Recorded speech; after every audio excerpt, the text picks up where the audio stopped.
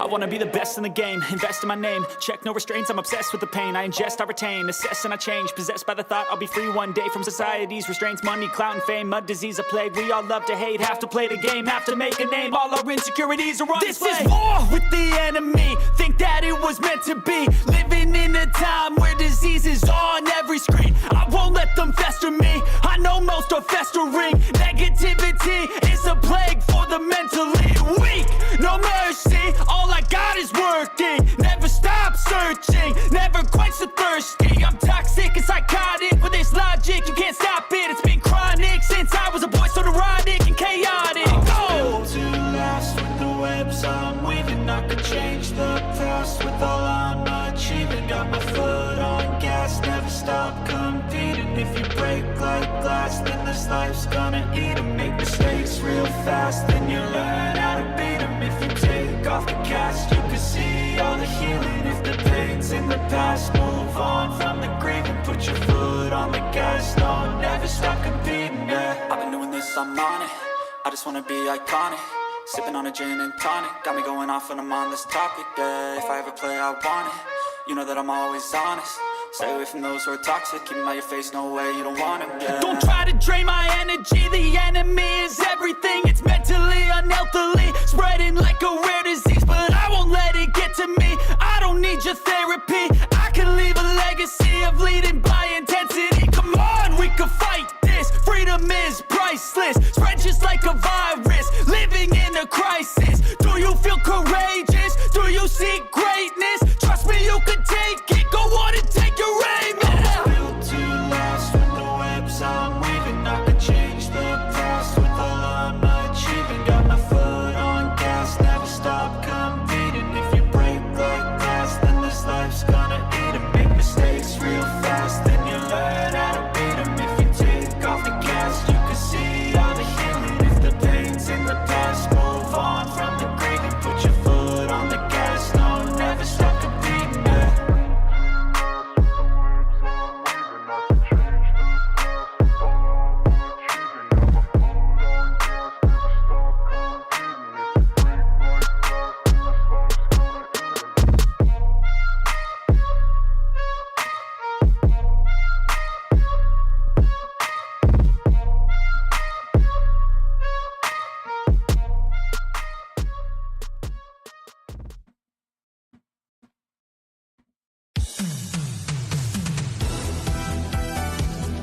This is the Value Wrestling on the big time, and I'm here with some great news. Are you a Funko Pop collector? Are you searching for some hard-to-find Funko Pops? Are you just looking to complete a collection?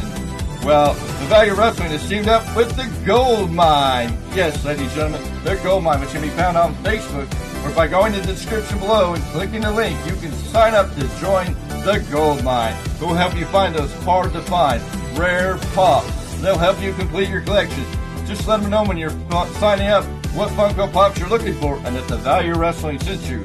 The Goldmine, the ones that are going to help you to find those rare to find pops and help you finish your collection. All can be done at the Goldmine. Sign up today and make sure you tell them the Value Wrestling sent you.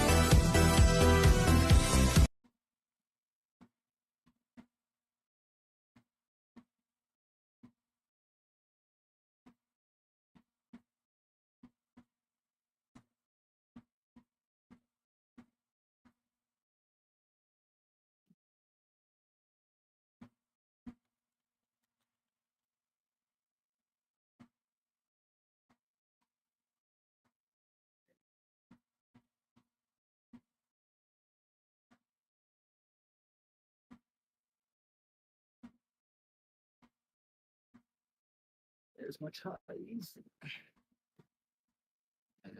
Alrighty, ladies and gentlemen, we are live with your Monday night post-show review right here on the Value Wrestling. We are here, we are live, we are ready to rock it like it's going out of style on the big time, along with Mr. Paulus, Clarke, and the big man, Mr. Z. We are here for the Value of Wrestling's Monday Night Raw post-show review. Yes, I know we had it aired out. Can't remember that it's only 2 hours And 7:30 is the new start time, not 8:30, like we originally had it scheduled. But yeah, no, we're here. We are live. We are going to do this. We're going to rock it out. We're going to talk about Monday Night Raw. Rhea Ripley is here to start the show. She keeps it short and she wants revenge and her title back. But here comes Tiffany. Tiffany's threatening to tell Rhea she has a message from Nia Jax and that's stay out of Nia's way. Liv Morgan and Raquel Rodriguez attack Tiffany and Rhea from behind, leaving both of them laid out as Liv stands tall with the briefcase. After that, we wind up backstage with Adam Pearce for Rhea's asking for a match with Raquel and Liv, and Pearce is telling her not without a partner. Tiffany walks in and, well, Adam Pearce has a good idea and says, what about her? Rhea says, fine. So we're going to get Rhea Ripley and Tiffany Stratton versus Liv Morgan and Raquel Rodriguez tonight. Solid opener to the match. Your thoughts, gentlemen, on how the show opened tonight? It seemed like a good, solid way to start it. A pissed off Rhea on a mission. I mean, obviously she is a fan favorite and she is a needle mover, so why not kick it off? And then, everyone loves Tiffy time, so had to keep it moving. Yep. I love how Rhea sold her annoyance, but she saw the writing on the wall. Like, fine, it's like, I will take this damn tag match, if anything, to get my hands, Yes. on Rodriguez and Liv Morgan.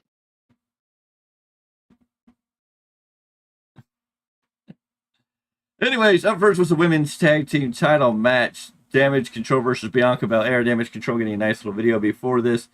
A solid match before this. Jade and Bianca talk shit to Lash and Jakara were at ringside too. Here comes the Io Sky with a beautiful moonsault. Io talks trash to Lash and Jakara again. Cheap shot to Io. Io to the apron. Bianca grabs her by the head. Bianca with a vertical into a KOD, covers for the 1, 2, 3, and there was one great high spot here where Io Kairi J bounced off the ropes. Io Sky launched her up in the air to hit a flying elbow off the ropes. A beautiful move. Good solid match. It went 9 minutes and 44 seconds, and still your women's tag team champions Bianca Belair and Jade Cargill. Even with the allotted time they were given, like I said, it's a 2-hour show. Short, sweet, to the point, showing that the women's tag team is dominant. You got the outside, a little bit of outside interference to kind of keep that going. I wouldn't be surprised if this ends up being a triple threat down the line. I'm looking forward to it. I was fine with this match. My only question is, when Bianca Belair makes the spear look better than Braun Breaker, something's wrong. Very. But beyond that, women did fantastic in this match. Even with the appearance of Dakota Jackson and Lash Legend. Like, all right, this is their present way of bringing in the NXT stars to kind of at least get a taste, whether they're full-time or not, whether they're working both shows or not, whatever. It's something different, and that is the best thing at this point. I keep wanting to call her Lash LaRue, but I mean, you know me, I'm old school. Anyways, we go backstage where JD McDonough and Finn Balor are seen talking to Pierce. Finn says he wants his rematch with Pierce. Pierce says don't worry about that. He is setting up a tag team title tournament to see who their #1 contenders are. He's given him time to deal with Priest, and now it's fine to focus on the titles. In walks Liv Morgan and Dominic Mysterio, and Liv introduces the Judgment Day to Big Mommy Cool Raquel Rodriguez, which makes Carlito, for whatever bizarre reason, drop his apple. Yeah. Insert the words from Talia. Baby, I'm in love. He sold that better than Okada and his, it's so hot in here.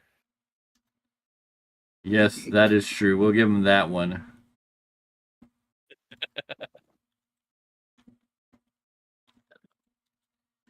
Very, very true. Let's see here.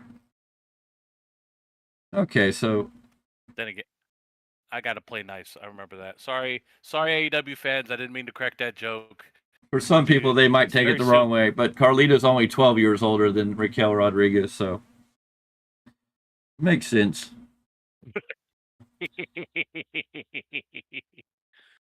We get a video vignette of Chad Gable, an American made, American made, American made, American made. Anyways, they make fun of the Webster's Dictionary in this very weird video vignette to try to get American made over. Braun Breaker gets a video package where he's saying Jey Uso walked into the biggest lottery win of his career and he's going to get his title back, that he doesn't need the Steiner name to get his name over. He's not like Jey. Blah, blah, blah, blah, blah, blah, blah. Cool. You can talk a good game, but you're not really backing it up in the ring. And we're sending this back to a Braun Breaker Jey Uso rematch. Gentlemen, your thought on this vignette, promo video, promo package from Braun Breaker? If he's saying he doesn't need the family name, he doesn't need his family, then why is he wearing a jacket just like his daddy? Why is he doing stuff that is kind of like his uncle in certain mannerisms? Like, make it make sense. You may fool the new generation who hasn't seen the Steiner brothers, but us longtime fans will educate them if we have to. That's kind of like where I'm at. You know, you talk about, I don't need the family, but the family was ringside for your NXT title win. The family was there in for your Intercontinental title win. I mean, make it make sense. Hell, even in NXT, they had a whole angle with, what was it, jumping his dad? Yeah. So it was like, make it make sense. Anyways, after that, we are backstage, or we are in a vignette with Pierce and Bronson Reed having a conversation basically about Bronson Reed keeping himself under control so Pierce can let him back. Bronson wants Seth, says he would have won the last Monster Standing match if it weren't for Seth. Pierce says he will see, he's got to go talk to Seth. Good little vignette. Bronson Reed sounded good here. They need to quit doing this. We got Braun Strowman, Braun Breaker, and Bronson Reed. Too many names there. That was the one thing. That was one thing the package did not like. You cannot have the same name for this reason. Yeah. I don't know if I agree with it or not, but I at least understand his vision from that perspective. And now it's time for the first. Go ahead. Well, real quick. Bronson Reed, I mean, I got mad respect for him. I mean, he spent a little time in New Japan making his debut at Battle of the Valley. There you go. And took out Juice Robinson before Juice became the stray bullet. But yeah, no, I mean, I'll respect him. He does carry himself very well. He's very good with words, so his promo skill is out there. He could get himself over if they just let him do it. But I think they're letting him get over very slowly. Yeah. Anyways, up next is the very first tag team, the tag team title tournament match. The Alpha Academy got to take on the returning War Raiders. Yes, ladies and gentlemen, War has returned to the arena as we got the War Raiders returning. Eric deadlifts Akira into a carry, then launches him into the air as Ivar flies off the top ropes for a big splash. And your winner. And why do random people say such dumb shit like the Minnesota Vikings of Las Vegas Raiders? Oh, come on. Somebody needs to be fired. The War Raiders win in 2 minutes and 27 seconds. Solid match here. Good to see the War Raiders back. That's the War Raiders. And that finishing maneuver. You know what? I'm glad they got their name back. Give them the name that we already know them by, and they take it so much further than what they were given. So I'm okay with that. Backstage, we're with Pierce and Seth Rollins. Seth brings up Bronson. He talks about how he needs to be better. He needs to face things. He's slain a beast and taken on the best, and now he needs to take on Reed. Pierce is a little reluctant. Seth tells Pierce that If he doesn't, he can't be the best Seth Rollins he is, so we're going to get Seth and Bronson Reed at some point here. This is just more of a setup for that match. I like this segment because it gave Adam Pearce, without being graphic and detailed as far as, Adam Pearce's career, he gave some respect. Yeah. Knowing that, it's like acknowledging he's been a wrestler, he knows what it's like, and that's why Adam Pearce is a good shot for being a GM, because he knows what it takes. You want the best Seth Rollins for your show? This is how you do it. Yeah. I mean, I actually love this segment. Yeah, I was totally cool with it. It made sense. It drove the point home. It got the fans invested. I mean, where else do you see something that makes sense like that? Anywhere else? I'll take it.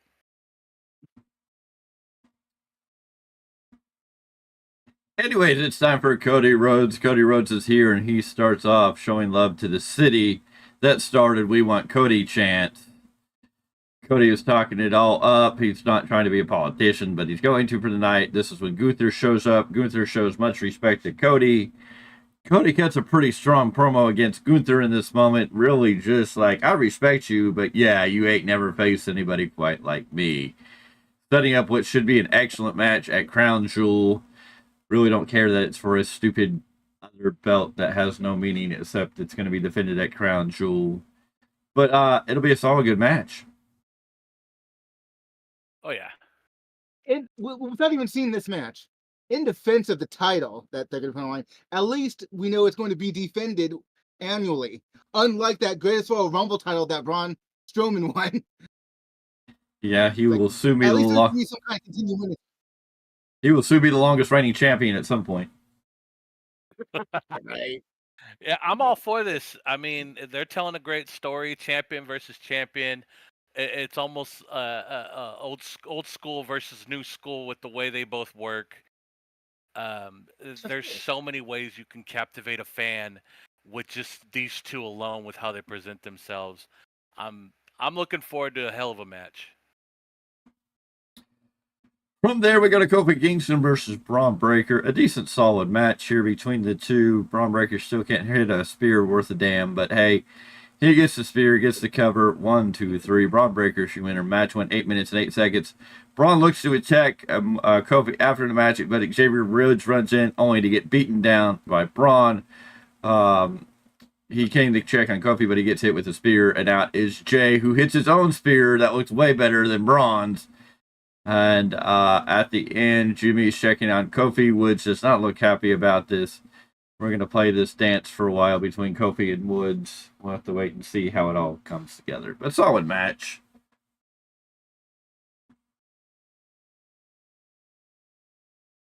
Go ahead, sir. I actually have nothing to add. Unfortunately, this was kind of my unfortunate bathroom break match, so I didn't really get to see it. All right. I saw everything else before I missed her, but yeah. Yeah, no, it was a good match for what it was. I do love that they're still kind of testing dissension. I mean, you've already had some tag teams split, so I think they're gonna wait and just really let this boil over to where, because we're already expecting it to happen. Their smart move right now is to make it happen out of nowhere and catch everyone by surprise, and I'm all for that. And then, like you said, Uso putting the spear on Braun Breaker, it looks way better. It looks more of a fluid motion and not, a little herky jerky, like just a big man pulling a shoulder tackle, laying it in. So it's all good. All right. Rhea Ripley's getting ready for a match. Backstage, Damien Priest asks her if he wants her help. She says, no, I'm good. And she's basically convincing Damien Priest it's time to move on. He's beaten all the boys. He's beaten Finn Balor. It's time to go back and become champion. And Priest is like, you know what? You're right. It's time for me to be champion. But if you need me, I'm still here. Because as long as you have beef with the Judgment Day, I have a beef with them. Backstage, we see Jay walking around. He opens his locker room, and in there is Jimmy Uso sitting on the couch. Not the casting couch, the locker room couch. Jimmy says, got a second. Jay sees and immediately shuts the door and walks away. seeds being planted for what may come or may not come.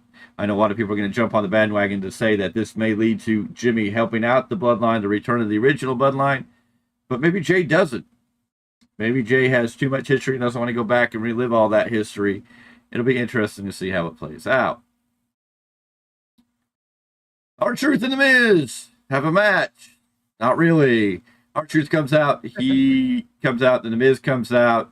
R-Truth shakes hands and acts like him and The Miz are still friends. Miz is just not upset. During the match, a Wyatt 6 flickers on the screen. And then we get ready to start the match when the Final Testament walks down to distract The Miz for R-Truth to roll him up and get the 1, 2, 3. After the match, Cross sends Truth back in the ring so Miz can hit a skull-crushing finale to a chorus of boos. Miz stands in the ring after dropping Truth, staring at the Final Testament. We don't know what is really going on with The Miz here. It was very interesting to see. Good win by R-Truth and the quick roll up on the distraction. Still acting like he's friendly with The Miz. I don't know what else you can say about this. This was the he's still most. part of the Judgment Day. This was the most R-Truth match that there is. All the little antics. This is comedy done right. This is, if you're gonna do something, do it right. And this is comedy 101. We're gonna pull a fast one when no one sees it and everyone leaves happy. Everyone's happy. It was a real good high point. He won. Right to a low point, he got attacked. So I'm all for it. Yeah, somehow. Oh yeah, of course. We go backstage to see Jimmy looking through doors and walking around the backstage area. He finally finds Jay behind a closed door, asks for Jay to listen to him, but Jay cuts him off and said, "I said no. Now get up out of my face." So definitely finding the seeds that we're going to have to wait and see where this story goes. Jimmy's already made comments that it's going to take a lot of help. So we'll have to see if Jay is going to join the bloodline again. Finally, the main event, Liv Morgan and... Go ahead. No, go ahead. You're good. I lost my train of thought. You're good. You're good. Go ahead. All right. Liv Morgan and Big Mommy Cool Raquel Rodriguez show up to take on Rhea Ripley and Tiffany Stratton. Basically, your solid match here. Rhea leaves the ring to attack Raquel Rodriguez. Tiffany goes up for a moonsault. Liv rolls out of the way. Rhea with a riptide, but here is Nia Jax to cause the DQ. Nia tries to attack Rhea with, tries to attack, but Rhea tries a riptide. Nia sends her in the corner. Then Nia attacks Liv Morgan. She hits her with the Annihilator and then tells Tiffany to cash in after Tiffany stands there kind of like, what? Oh, yeah, okay, I can do that. As Tiffany's about to cash in, Dom comes in and pulls Liv out of the ring, and they run away, and that's how we end a taped show. Yes, ladies, tonight Raw was taped because most of the stars are over in Europe right now doing the show, but yeah. A decent show. It was a taped show. Wasn't the best show. They had some good moments, but hey, it is what it is. They're building the stories for different things. Solid B show today. But they are getting there. Crown Jewel will be up next, and they're trying to book Crown Jewel and Survivor Series kind of at the same time because they kind of have to. You have Crown Jewel, and then right after that, we turn into Survivor Series, and then somewhere in the middle of that, we all have to vomit in our mouths briefly as we have AEW Full Gear. Will that come back to rescue what was a midsummer night's dream they call Wrestle Dreams? Oh, jeez. Every time you mention Big Mommy Cool, all I think is The Rock.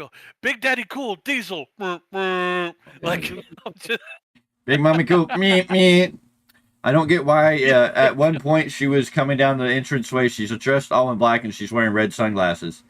That looked like they were knockoffs of like Hulk Hogan's red sunglasses. I'm just like, is Hogan backstage? Did you take his glasses by mistake? It was really weird. Like, I'm like, the glasses really okay. But yeah, I'm looking at him and I go, it's Shawn Michaels and Diesel. It really is.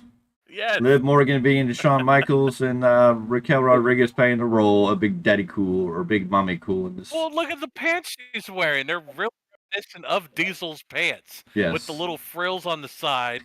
I'm like, all I can say is thank God she's not doing her stupid fingers behind the back and tracing her outline that you're like, I don't get it. So thank God she finally stopped doing that. I haven't seen her look this good since she was the heater for Dakota Kai. Oh yeah.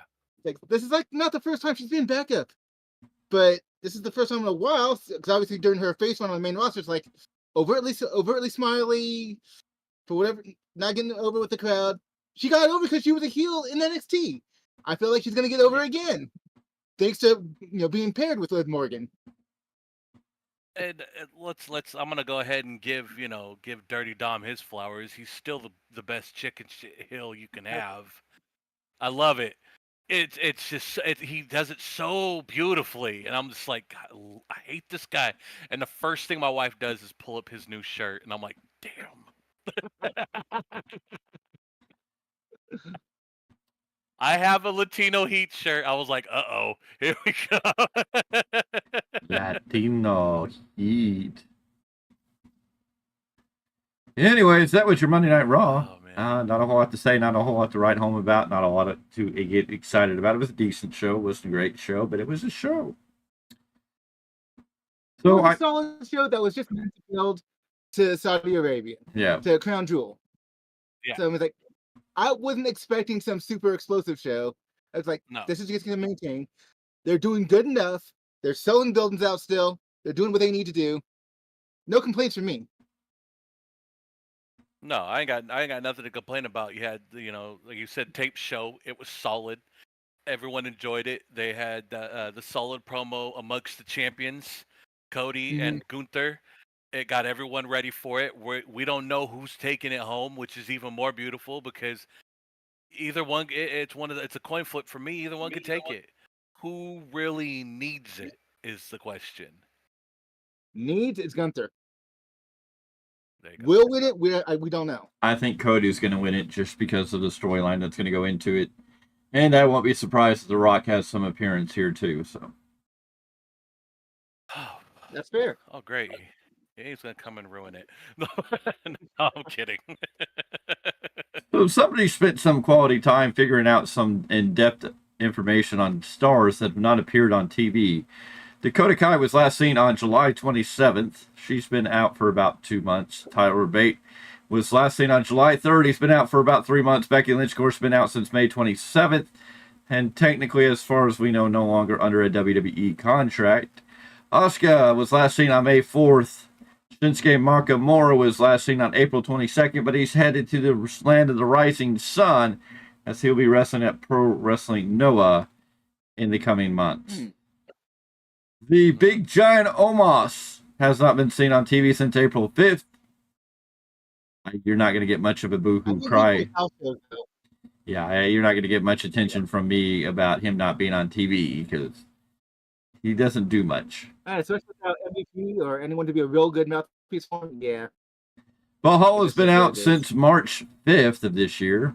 Charlotte Flair, we're coming up on 1 year with Charlotte Flair. She's been out 10 months. She's been out since December 8th of last year. Brock Lesnar has not been seen on TV or in the WWE for over a year and 2 months now, as he was last seen on August 5th, 2023. And Corey Graves is favorite person on the roster. Of course, I mean, I guess your wife would have to be. Carmella has been out since March 6th of 2023, so she's been on the shelf or out of action or whatever it is for a year and 7 months. And of course, the longest missing right now seems to be Alexa Bliss, who was last seen on WWE TV on January 28, 2023. She's been out for 1 year and 8 months. I mean, we heard that she's ready to go, but whether it's creative plans or lack thereof at the moment, don't know for Alexa Bliss. Yeah.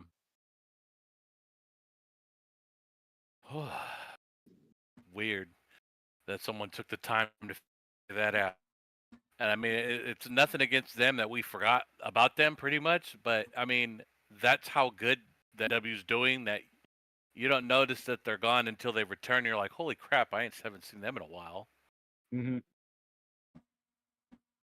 Yeah, it'll be interesting to see what happens tomorrow night on NXT. Trick Williams is going to talk to the NXT fans about the future of Trick Williams. So it should be interesting what is going to be coming up next with him. Not him as in Carmelo Hayes, but Trick Williams. Right. Anyways, ladies and gentlemen, Monday Night Raw. I don't know what else to say. It's a little bit of a short show. Not a lot of people in here. Is there anything else you want to talk about, gentlemen? We excited for Wednesday? Yes, Wednesday, the Value Wrestling will be at AEW Dynamite in San Jose, California. Yes, AEW Dynamite is going to be in San Jose, and the Value Wrestling was going to have representation there. So, Scoot, Shima, watch for a sign, maybe. I don't know. Tony Khan, watch for a sign. Who knows? It'll be a fun time in San Jose. We're going to go in the Shark House, I guess. I mean, isn't that where the Sharks play? So we're going to be in the Sharks house. Of course, I guess any seat in AEW shoes is a good seat because you only get about 2,000 people in those buildings. So shouldn't be too bad. And now for Someone the first... said they should have went to the Civic. I don't blame them. Now for the first time, the Value Wrestling will get to tell you from an inside perspective of what AEW Dynamite show is really like. How empty will it be? And if it's really empty, expect Mr. Z to be all over the place going, "Hey, you guys! Hey, you guys!" Shall set you free. Remind me, Mr. Z, did you go to a Dynamite or did you go to a house show for AEW before? I went to a Dynamite. That was a Dynamite and a Rampage. In Stockton. The first time. Yeah, in Stockton. Yeah, but that was early on in his career for the channel. This is really going to be the first time the Value Wrestling has representation. It's going to make some noise, or at least they were there, is what I'm getting at. He did go to a show, but he was still kind of new to the channel, and so yeah, this will be we'll have a fun time. Some beautiful signs. If you can see them, folks, let us know. And hopefully you don't see myself or Big Time getting kicked out. I won't be. There's no media scrum. You don't have to worry about that. I won't be surprised if something funky like a monkey happens, especially with Mr. Z. If he's like 1, 2, 3, 4, 1,000. Oh, there's only 1,000 people here. What's up with that?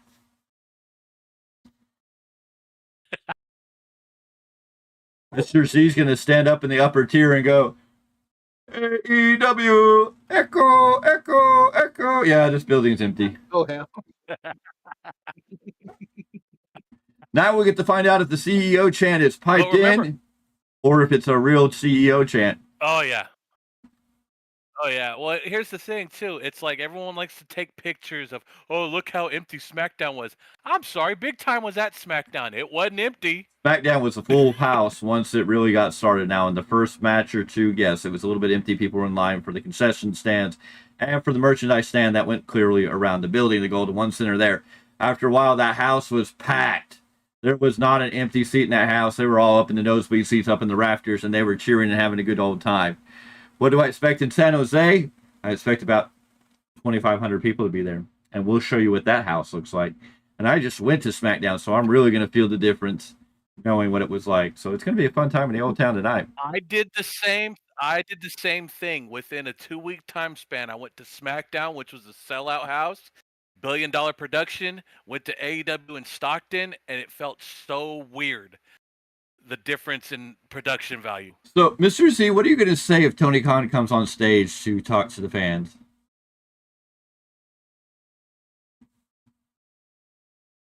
Where's your Coke? Sorry. I think you can say the same thing without using that particular word. I think we'll hear Mr. Z. If Tony Khan comes on this... If Tony Khan comes on the stage, I can guarantee you, if you're there, you're going to hear this. And a quiet crowd, like Tony's all like, and we're going to do some great things in AEW, get this. And then all of a sudden you're going to hear, let off the powder. There you go.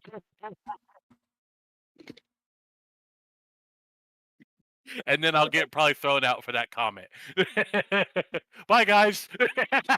You're going to show up I hope if that happens.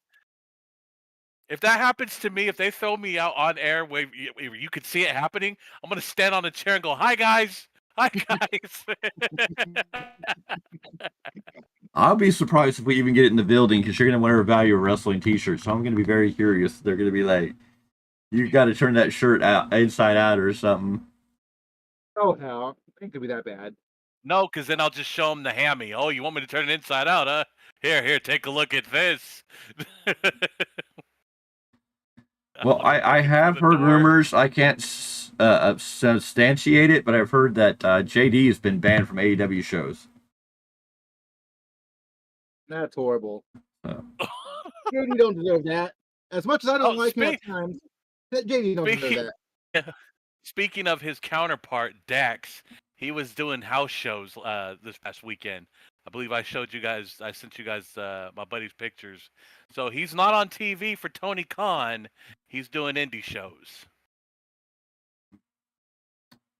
Anyways, ladies and gentlemen, that's coming up on Wednesday. Friday, we'll be back with your SmackDown post-show review. We'll cover everything on SmackDown. Tuesday, the New Japan Rebound... Oh, shit. Uh-oh. The New Japan Rebound podcast will be on Tuesday. Tomorrow, that'll be up on the channel. On Thursdays, you're going to get a deep dive into the New Japan Pro Wrestling's Presidente as the big announcement. And go ahead, Mr. Z. What was the big announcement made today? I'll let you have that moment to shine. As of 2026, Hiroshi Tanahashi, El Presidente, will be retiring from in-ring action. So just announced for AEW Dynamite on Wednesday. Just announced for AEW.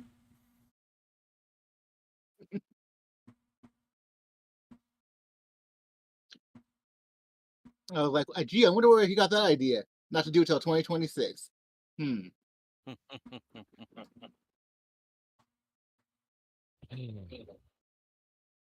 okay. It's okay. Well, 1 year from this year, from next year's Wrestle Kingdom. So yes.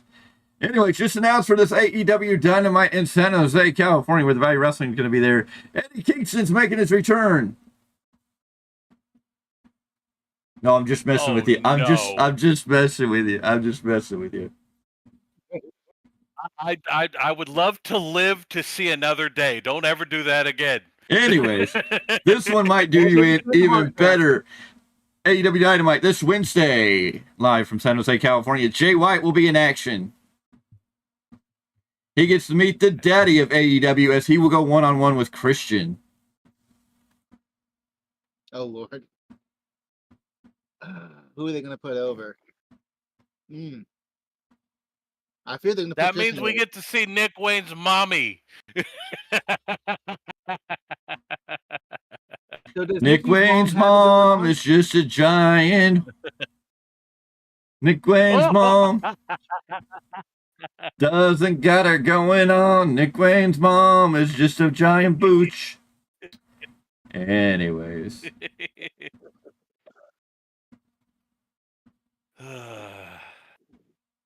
Ladies and gentlemen, that'll be Wednesday, Friday, SmackDown, and then about you, but I want to go ahead. Go ahead. You're good. Go. No, you got to go. I don't know about you, but I do want to see Kyle Fletcher's head on a silver platter at the end of Wednesdays after what happened. So I'm okay with that. I think you have to wait for that one. That's going to be a story that's going to be in Time and Tell. That's not going to happen on Wednesday. But, yes, so Wednesday, AEW Dynamite in San Jose, the Value Wrestling will be there. Friday, you'll have the SmackDown post-show review. Tuesdays, the New Japan Rebound podcast, both on Patreon and YouTube. Thursdays will be a deep dive. Saturdays, we will have the next installment of This Week in Wrestling History. And then Sunday, get to Elk Grove, California, to the Indoor Soccer World Arena in Elk Grove, California, for the biggest Halloween party in Elk Grove, in California, northern, southern. It's going to be a giant party. Come out and check SPW, Supreme Pro Wrestling, live in action when they bring you ghouls, frights, and wrestling tight. It's going to be a party. It's going to be a big, big party. It's going to be a fun time. It's going to be the biggest event. You might see somebody get chopped. You might see somebody get smacked. We're going to see a lot of great action and a lot of great opportunities Who knows what's going to go down when you are at SPW's Ghouls, Frights, and Wrestling Tights on October 20th. Yes, this Sunday. You need to be there, because what else are you going to do on Sunday?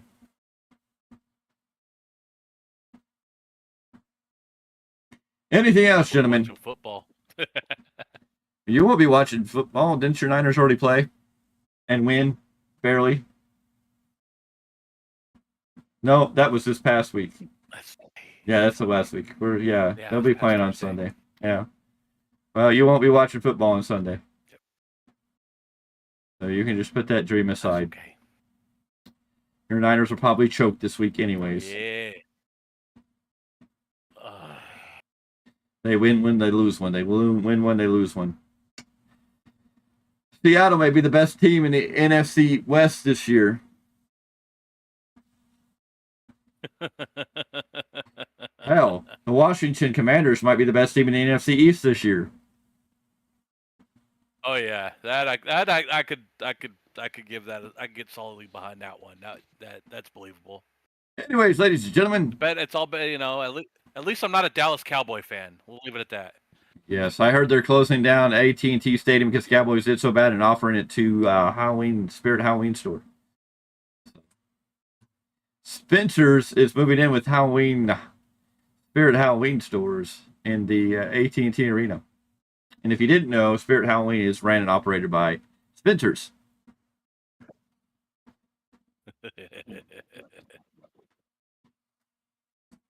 Anyways, ladies and gentlemen, this has been your Monday Night Post Show review. We thank you for being here. Gentlemen, tell the folks good night and goodbye. Good night. Have a good night, folks.